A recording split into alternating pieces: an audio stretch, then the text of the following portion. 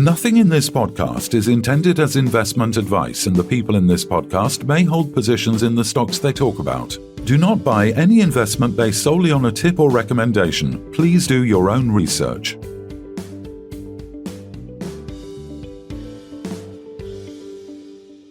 Hello and welcome to the Midweek Takeaway. Today we're joined again by Colin Bird, Executive Chairman of Galileo Resources. Welcome back, Colin. How's things? Things are great. Thank you very much indeed, Phil. Thank you. Brilliant. I'm not surprised. You sound a lot more upbeat than you did the last time. Obviously, news today about the agreement to acquire a further 29% shareholding in the Lithium Gold Projects in Zimbabwe. I believe taking that up to a total of 80%. Do you want to give us the background and sort of the rationale behind the issuing of the 50 million Galileo shares? Yeah, I'm happy to, Phil. It was an option which we could have done at any time because, but one has to sit there very, very sensibly and say, the better the results, the independent valuation would have been required if there was an argy-bargy on the value. The better the results, the more shares would have been required and the more cost to our shareholders. So we thought that this is an opportune time to get 80% of BC. But, it's not just about that. It's not just about that. I've been in joint ventures where you're 51, 49, 60, 40. They're unholy, People want to get their expressions, different expectations, different sides of the table.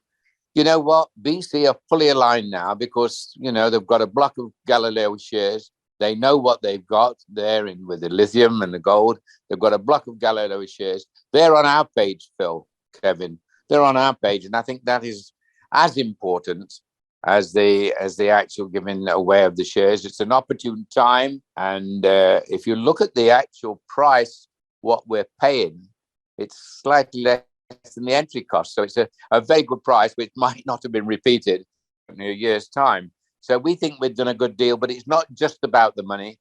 It's about the fact that we're now fully aligned.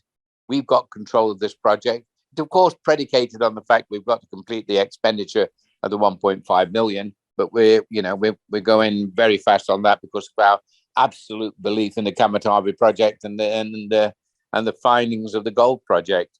So all in all, it's the right thing to do, the right time to do it, and it's an act of faith, isn't it? It's an act of faith because these negotiations didn't start last night. It's an act of faith that our BC have agreed to 120 a share. I think as we speak now, it's 125. So their faith was being repaid already. Been paid already, exactly. So basically, they're going to be sort of 4.5% shareholders now in Galileo, which is great. You're going to have an institutional investor basically in there, aligned completely with this project and completely with Galileo's mission. So, yeah, it looks like a very good deal. And as we said on the podcast previously, we believe Galileo is massively undervalued already. It's done some catching up since we last spoke, which is good. It's up sort of 25% or more since we spoke a few days ago. But I think it's still got a long way to go. The charts are pointing to 1.85 minimum, and then some. And I think if any of these projects come in, you're going to be worth many factors of what it's worth now. Exactly, Kevin. Not a lot. I've got to say, not a lot's changed since we last talked. The fundamental basket is very, very sound. We've got, as you say, any project in the stable could be transformational and could lead to a much, much, much, much higher share price. Loads of companies would like any one of them as their sole project, as their platform project. And of course, we've got the possibility of more cash coming in November. So all in all, that one steps back, one looks at these things, and that's why we made the decision which has been announced today. Our guys are over the moon there that we've taken the decision. They're fully aligned, and it's upwards and onwards. I just love the company. Yeah. And a bit of criticism there, a few questions apparently. There was very little mention of the Kalahari desert activities with our friends at Sandfire. I think Phil, Kevin, you have to recognise, chaps, that the last thing majors need and want is little bits of information coming out of the junior market about how our project is progressing. You can't put spies over the top of them.